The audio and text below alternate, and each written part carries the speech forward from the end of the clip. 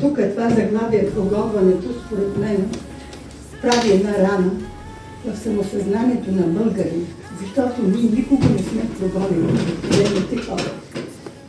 Изселници, до сега се говореше за изселване. Трябва да ви кажа, че бях журналист, говорила съм с хора, които се върнаха от Турция. Трябваше да правя репортаж за един човек, който беше успял в Турция. Той каза: госпожо, напишете за мен, имам 4 братя, които са тук, аз се върнах заради тях. Имам образование, строител съм, мога в Бурса да си построя голяма къща и ще бъда един преуспял човек, но рода ми е тук.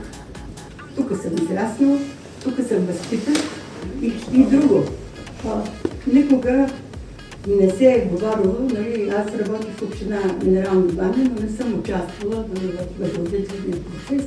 Там имаше командировани учители, които, нали, се грижиха децата да научат добре български.